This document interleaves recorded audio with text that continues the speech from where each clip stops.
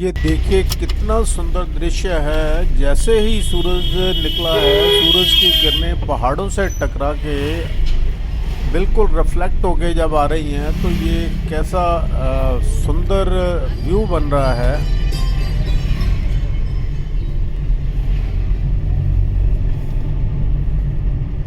ये देखिए ये कितना बढ़िया व्यू बन रहा है। तो चलिए अब हम आगे निकलते हैं। जैसा कि आपने देखा कि पिछले वीडियो में हमने कैंची धाम और यहाँ पे मशहूर आश्रम नीम करोली बाबा आश्रम के दर्शन किए हैं और यहाँ की विज़िट करने के बाद अब हम यहाँ से मुक्तेश्वर धाम जा रहे हैं।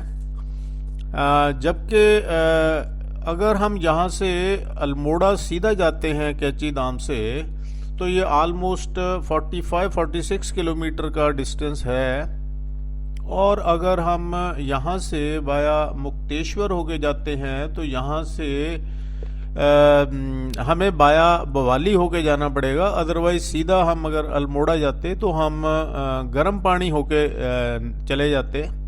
तो यहाँ कैंची धाम से हम भवाली जाएंगे जो कि 8 किलोमीटर के डिस्टेंस पे है। फिर भवाली से मुक्तेश्वर जाएंगे तो भवाली से मुक्तेश्वर जो है वो 36 किलोमीटर के डिस्टेंस पे है।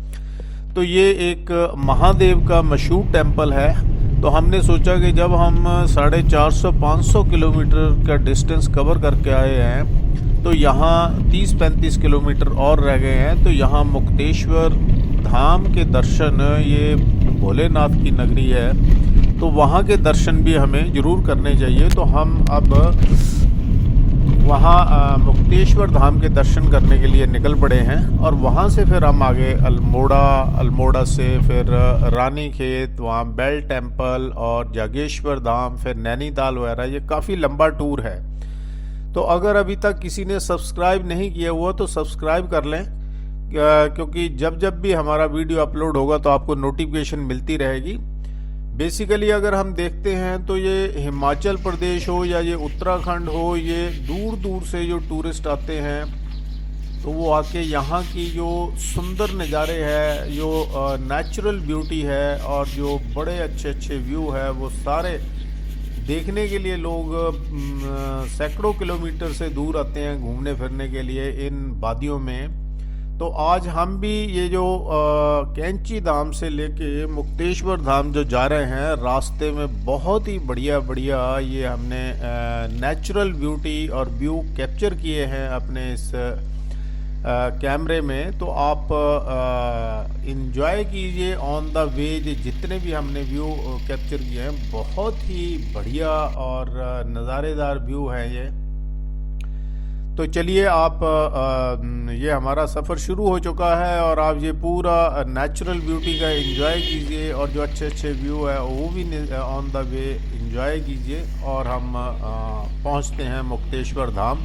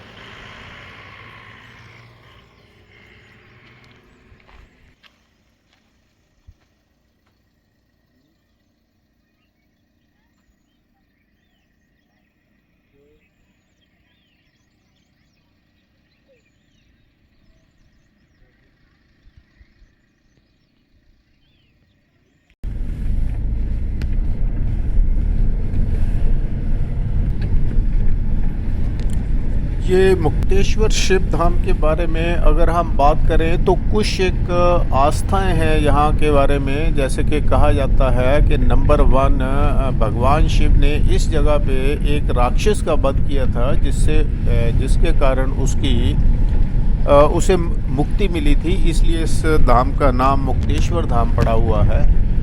और एक चीज़ और है कि यहाँ पे भगवान शिव का आशीर्वाद है, यहाँ पे ये भी मान्यता है, और जो भी भक्त पूरी लगन और आस्था के साथ आता है उसे उसकी हर इच्छा पूरी होती है।